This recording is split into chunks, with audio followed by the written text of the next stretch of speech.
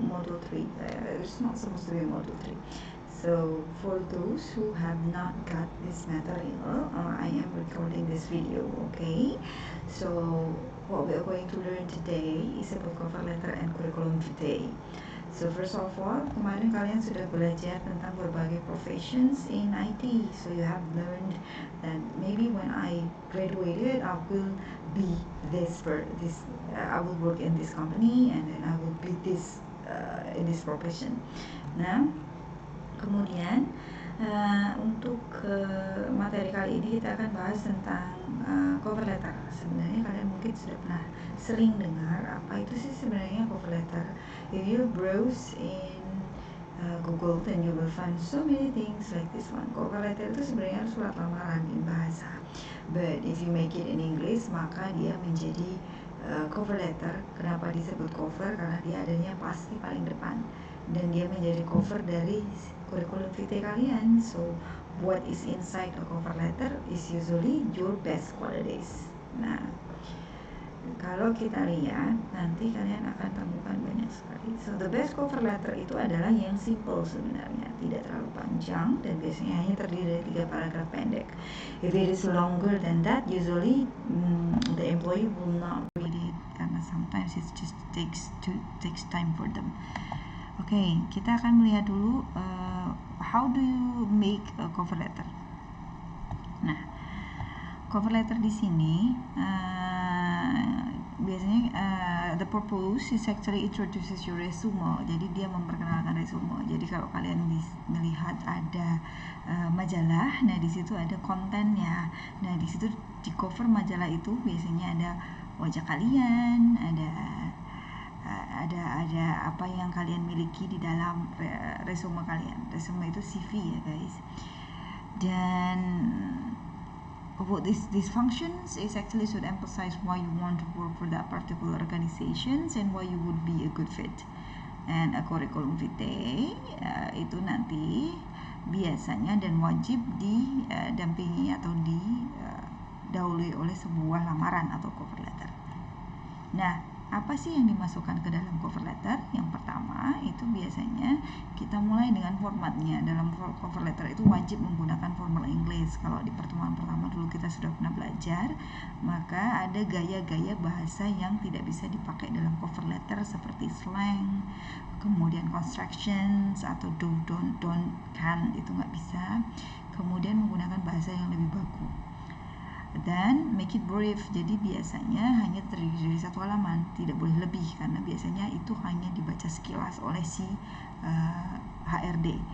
And then you use an adequate font size, jadi tidak boleh lebih kecil dari 10 sehingga gampang dibaca. Untuk fontnya terserah, yang penting rapi. Include pertinent personal data, jadi di situ nanti harus ada nama, alamat, email, dan kontak number. Kenapa? Karena biasanya orang akan lihat itu di halaman pertama. They don't need to open your CV anymore to know where to send the reply. Untuk mereply atau menghubungi kalian, mereka tidak kesusahan. And then the last is you must not make any grammatical mistakes karena cover letter represents you gitu loh. Jadi kalian memang harus dicek dulu. Nanti kita akan belajar bagaimana cek grammarnya. Nah, kontennya. Sekarang kalau kalian sudah tahu formatnya, kontennya itu seperti apa? Nah, dalam cover letter itu ada 3 konten penting. Yang pertama opening, yang kedua adalah isi, yang terakhir adalah penutup. 3 konten itu bisa kalian deskripsikan menjadi 4, tapi jarang 5, maksimal 4. Nah, pertama isinya nanti berupa alasan kenapa kamu menulis dan harus disebutkan di dalam cover letter posisinya apa dan di mana perusahaannya. Kemudian kalian harus bisa menunjukkan entusiasme. Kemudian ada expand key information for resume, jadi harus ada informasi yang ada di resume itu tidak ditulis kembali, tapi diambil mana yang kira-kira kalian bisa highlight atau kalian bisa pakai dan diberi keterangan lanjutan. Seperti saya sudah pernah belajar coding di sini. Nah, itu saya belajar selama berapa tahun, itu bisa disebutkan. Kemudian kalian harus menjual kualitas unik kalian sehingga kalian berbeda dari yang lainnya. Biasanya kalian kasih kemampuan kalian secara profesional, akademik, dan interpersonal. Kemudian you also need to encourage the reader to take closer look at your resume. Jadi kalian bisa menuliskan di dalam cover letter bahwa kalian itu sudah mengasih ini apa istilahnya, teaser bahwa nanti akan ada resume di belakang cover letter itu. Nah, kalian juga harus mempelajari tentang perusahaan yang kalian mau lamar. Jadi sedikit kalian satu kalimat mengatakan bahwa kalian tahu perusahaan apa yang kalian lamar. Nah, sekarang kita lanjut ke writing style. Sebenarnya untuk writing style sudah disebutkan tadi bahwa itu formal dan dia be clear and concise, jadi tidak perlu berbelit-belit, singkat, padat dan jelas. Kemudian menggunakan kata-kata kerja yang action verb atau yang verb phrase seperti can, not, do not dan sebagainya untuk meng-highlight kemampuan dan skill kalian. Nah, mari kita lihat bagaimana bentuk dari cover letter itu sendiri. If you look at it in the sample, di sini mungkin ini terlalu kecil ya. Let me check.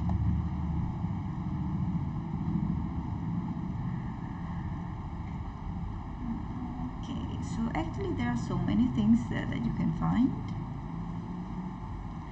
Tapi yang paling bagus itu sebenarnya nggak pakai template sih.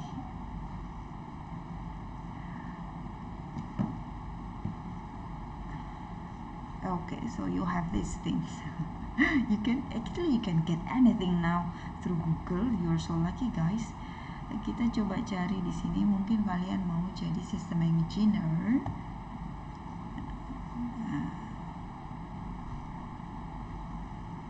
Nah, so this is the sample. Ada nama, ada nomor telepon, ada email, tanggal, kemudian seperti ini. Kalimat pertama, paragraf pertama, kedua, ketiga, keempat. Oke, kita nanti akan pelajari ini nanti. Sekarang kita akan lihat, but this is elemennya dulu.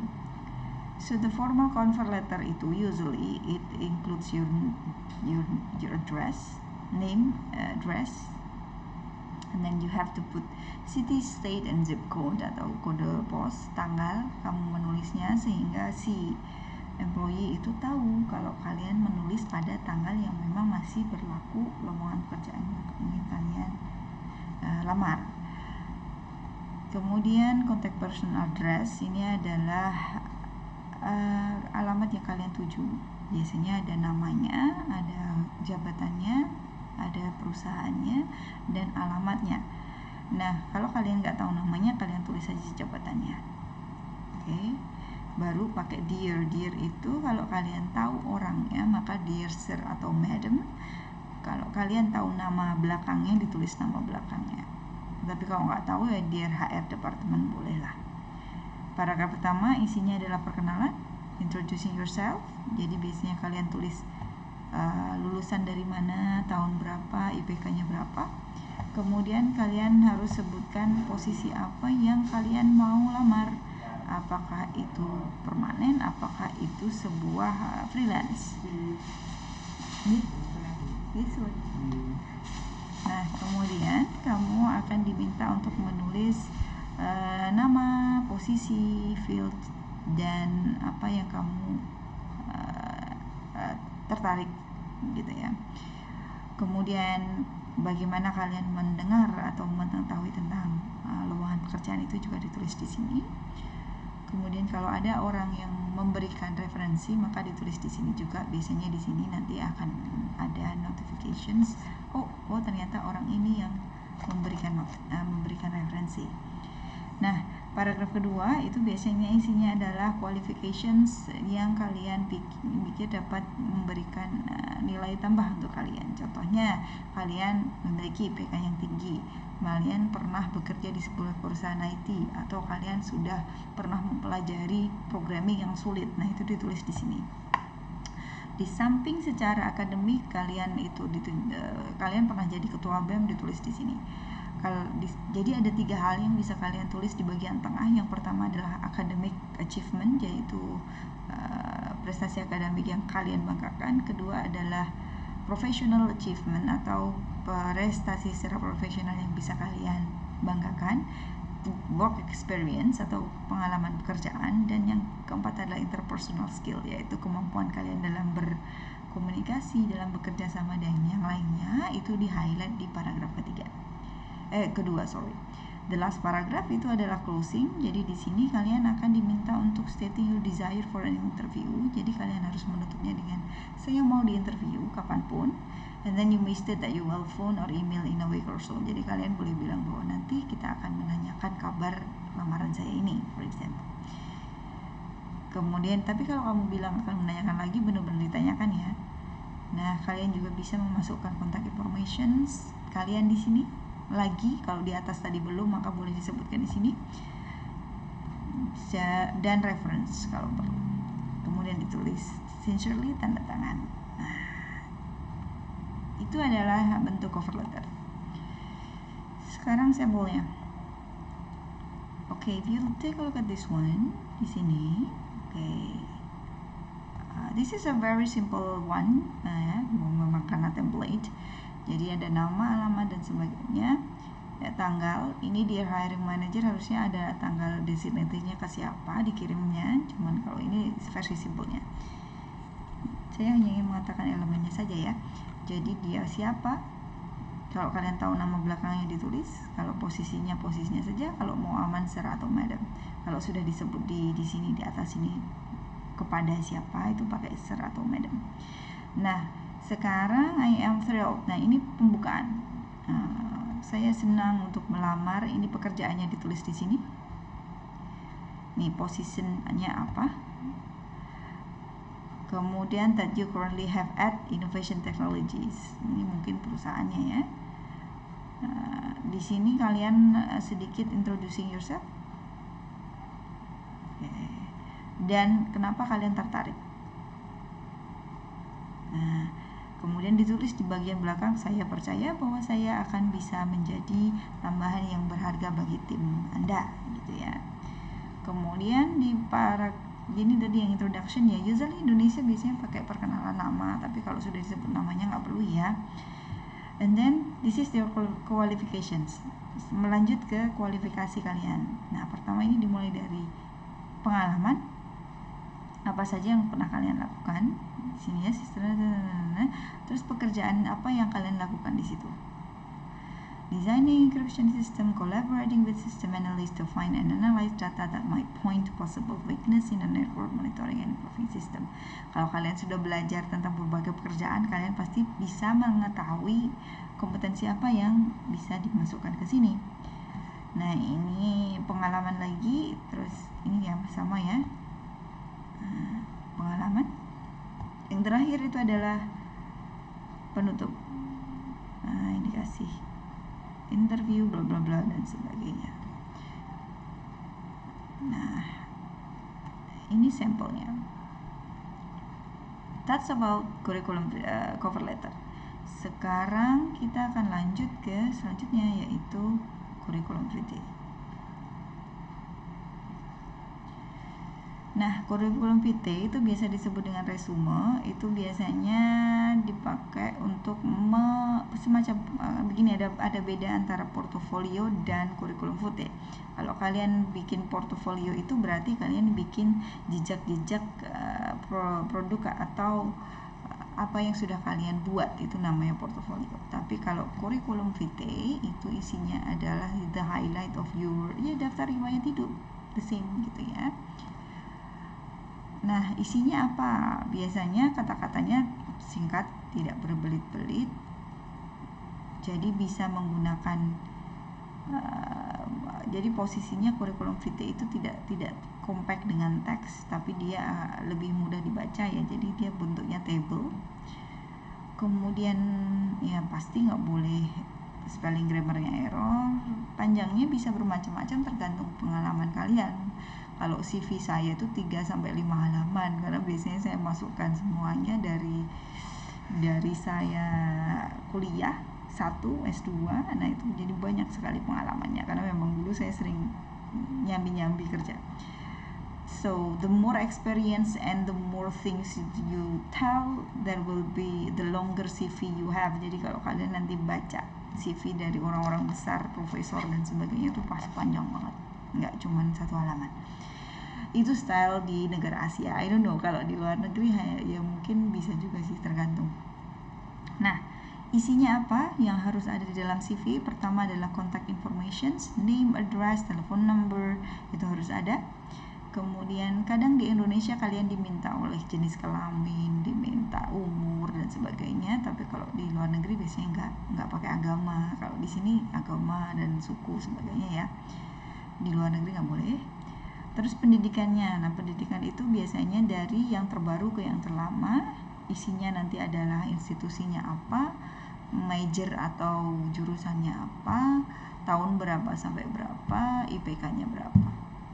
Kemudian itu nanti biasanya diambil tiga yang terakhir. Kalau kalian S3 berarti yang diambil ya S2, S1, SMA ya, atau S3, S2, S1. Tapi kalau kalian S2 ya S2, S1, SMA. Kalau kalian fresh graduate ya S1, SMA dan SMP. Itu biasanya. Kalau SMP nggak ada IPK-nya nggak perlu, yang penting jurusannya dikasih.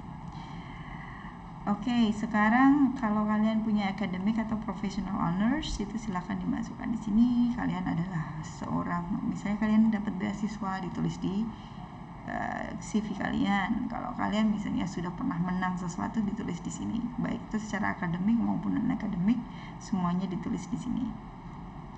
Selanjutnya adalah professional experience atau pengalaman. Pengalaman itu bisa dibagi menjadi 2, pengalaman kerja secara profesional atau pengalaman di saat kalian menjadi mahasiswa. Biasanya ada 2, organizational experience sama professional experience. Kalau organizational experience itu kalau kalian dulu aktif di BEM sebagai apa, itu ditulis di situ. Tapi kalau itu adalah professional experience, berarti dia masuk ke pekerjaan yang digaji. So you have to mention your position, pekerjaannya apa, responsibility-nya apa, tugasnya apa gitu ya. Itu ditulis di professional experience. Biasanya itu diurutkan dari yang terbaru ke yang paling lama. Oke. Kemudian selanjutnya kalau kalian pernah menang penelitian atau dapat hibah, ditulis di sini. Kalau enggak usah apa-apa. Termasuk tanggal, nama grantnya atau nama hibahnya, tujuannya, outline dan sebagainya. Kemudian yang ke-6 itu presentations, itu kalau kalian pernah seminar silahkan ditulis. Publications itu kalau kalian pernah menulis sesuatu, baik itu buku, artikel, jurnal, ditulis di sini. Kemudian ada professional affiliations atau memberships, itu kalau kalian pernah kalian pernah menjadi anggota badan sesuatu, seperti badan yang punya kartunya kayak asosiasi mahasiswa apa, nah itu silahkan masukkan. Berarti ini menunjukkan bahwa kalian adalah orang yang punya interpersonal skill yang bagus gitu ya. Yang terakhir itu reference. Reference itu adalah orang yang bisa kalian minta tolong untuk memberikan testimoni atau pengakuan terhadap apa yang sudah kalian capai. Biasanya dosen, bos, dan yang lainnya. Ini adalah contoh dari kurikulum vitae. Pertama, kalian biasanya ada nama, ada email, kemudian di sini ada alamat kalian. Oke. Biasanya ada objektif atau tidak, terserah. Nah, kalau objektif itu tujuannya menulis buat apa? Kenapa? Karena biasanya nanti ada kualifikasi yang masuk di situ. Kalau programmer berarti harus apa gitu ya. Ini adalah education itu pendidikannya, ini universitasnya, tempatnya di mana, tahun berapa, kemudian ini gelarnya apa, jurusannya apa. Ya. Di sini ada major, ada minor ya. Jadi mereka ada double degree biasanya. Nah, yang ini adalah SMA-nya. Kalau Indonesia biasanya dikasih IPK, but you can skip it, there. Professional experience itu adalah pengalaman kerja, itu tulis namanya perusahaannya, terus dia sebagai apa, tempatnya di mana, kotanya, kemudian durasinya, dan ini adalah tugas-tugasnya.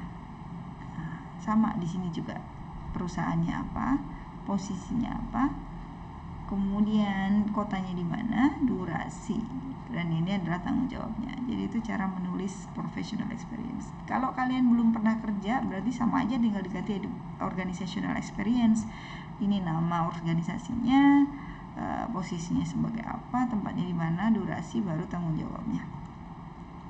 Sekarang activities and honors. Jadi ada beberapa aktivitas. Nah ini biasanya ini kalau kalian sudah pernah nih volunteer, tulis di sini. Kalau ada pernah dapat award, tulis di sini. Gitu. So itu adalah kurikulum vitae. Nah kalau kalian misalnya lihat di ini online, kalian akan lihat berbagai macam model CV. Yang benar yang mana, Miss? Yang benar itu sebenarnya kalian bisa pakai menarik. Yang menarik, you can use this one biar menarik misalnya.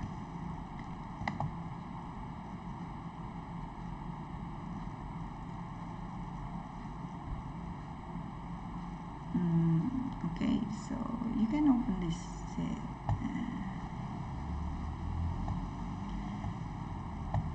Name, job positions, profilnya apa, educationnya apa, konteks. Ini boleh kalau memang kalian diminta untuk menunjukkan expertise kalian dalam bidang desain. Or you can just use the simple one. Nah ini yang design based ya, web developer, kontak dan sebagainya.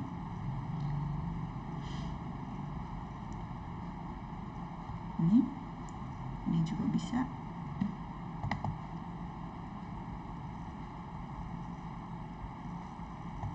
Nah, about me, ini educationnya ada di sini, experience-nya ada di sini, kontaknya di sini, ada wajahnya juga, skillnya ada.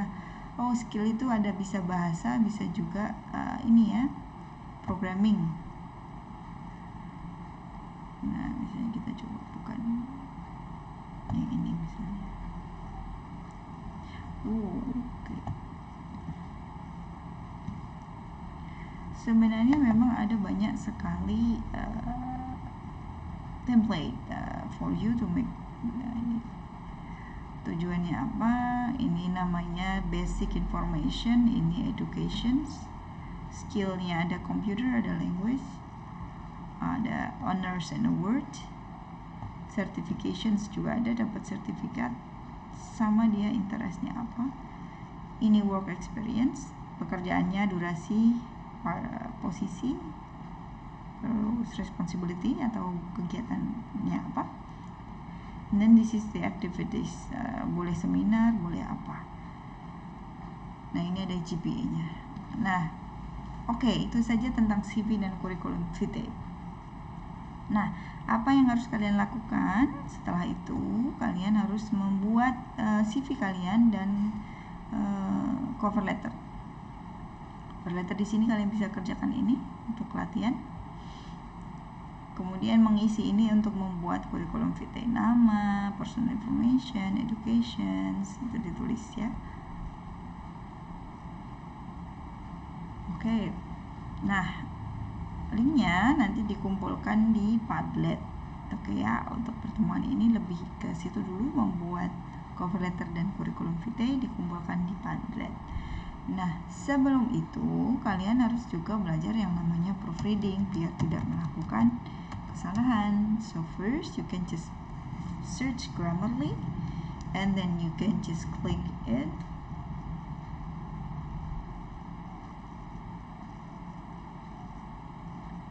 And then there you go. You just need to click new and then you copy paste your cover letter like this one.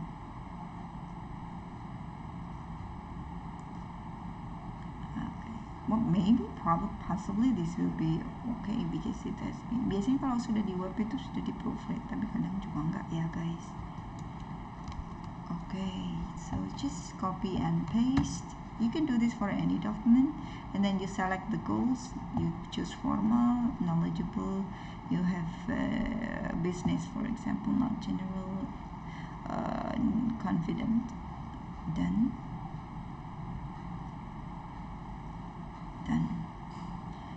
Nah, nanti keluar seperti ini.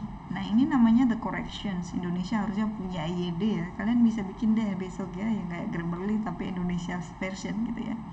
Nah, ini kenapa dibikin can, karena I am able to itu biasanya terlalu wordy ya. Kalian boleh ganti, kalian boleh tetap sama. By the way in which nah ini how, berbelit-belit gitu ya. And itu pakai koma, and then so as to itu terlalu panjang. Wes, nih lihat wordy sentence itu maksudnya dia berbelit-belit ya, nggak ini. Jadi dia nilainya cuma 87. Wah, kalau misalnya seperti ini misal salah ya, salah ketik, nanti akan keluar juga.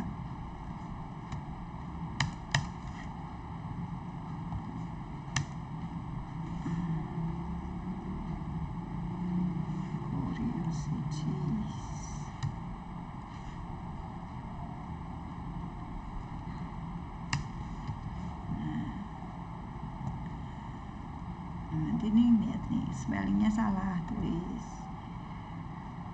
Kemudian verbnya salah, harusnya have nggak has, tulis. Nah, ini kurang, ini namanya spelling nih. Di sini ada item ya, spellingnya di sini. Di sini juga ada me jadi my. So you can use this. Saya biasanya pakai ini juga untuk proofreading terakhir. Okay, after that you can just copy paste your text back to your document. Simple. Jadi begitu. Nanti apa yang harus kalian lakukan pertama adalah you have to find the job. Itu harus dilampirkan juga. Kalian boleh freelance, bisa juga full time. Jadi nanti lowongannya di copy paste dalam dokumen terus dikirimkan ya, nggak boleh hanya ini. Jadi dia ada Sulindo. Nah, ini syarat-syaratnya ini boleh pakai bahasa Indonesia. Di copy paste baru nanti kalian melamar pekerjaan yang ada di sini. Oke, mudah-mudahan sudah jelas. Itu saja dari saya tentang materi kali ini, yaitu tentang kurikulum vitae dan cover letter. Nah, habis ini kita akan belajar tentang job interview yang akan saya buatkan videonya insyaallah next week. Oke? See you later guys. Wassalamualaikum warahmatullahi wabarakatuh. Oh yeah, by the way, you have to post your CV, your job applications, and your cover letter in Padlet link. Nanti akan saya berikan. Oke? Bye bye. Thank you very much.